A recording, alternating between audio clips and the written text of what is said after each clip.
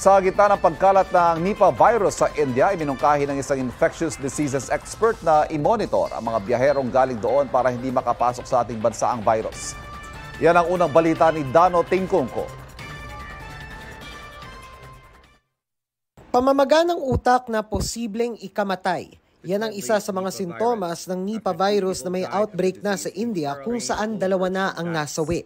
3 kabilang ang isang bata ang patuloy na ginagamot habang may higit 700 ang tinetest sa virus. Kaya mungkahi ni infectious disease expert Dr. Ronjin Solante, i-monitor ang mga biyaherong galing India para maabatan daw ang pagpasok ng virus sa bansa.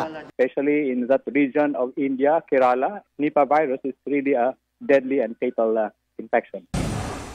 Una itong na-detect sa Malaysia noong 1998. Galing sa paniki ang virus at nalilipat sa baboy na siya namang nagiging daan para mailipat ito sa tao. For those who handles those pigs na tao, then that's where the transmission, animal to human transmission. Pwede rin ito maipasa sa ibang hayop gaya ng kabayo. Sa kaso ng isang namatay dahil sa Nipah virus sa Sultan Kudarat noong 2014 ayon sa DOH, na-expose siya sa kabayo at karne nito.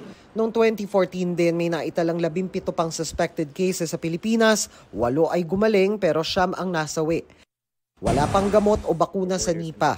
Bukod sa monitoring, nagtatag na rin ng surveillance system at iba pang infection prevention control measure ang DOH. Ito ang unang balita, Dano Tingkungko para sa GMA Integrated News.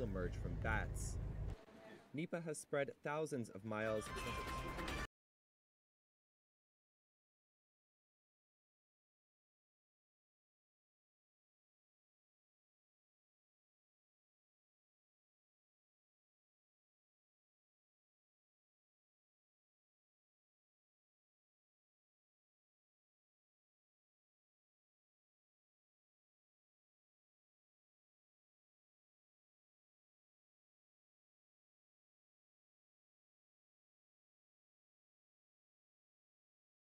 Para po sa akin, sa pamamagitan ng paggamit ng face shield at face mask, mas mataas ang protection sa COVID-19, lalo na kung ikaw po ay maglalakbay sa mga pampublikong lugar.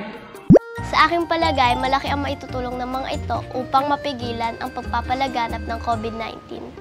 Kung ako ay tatanungin, ang pagsuot ng face mask at face shield ay nakakasagabal sa paningin at sa paghinga.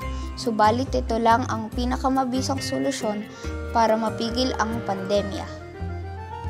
Para sa akin, mainam ang pagsuot ng mga ito. Idagdag pa ang regular na paggamit ng alcohol at paghugas ng kamay. Sa aking palagay ay dapat na magsuot ng face shield at face mask ang mga tao upang maiwasan na mahawa kaming mga kabataan.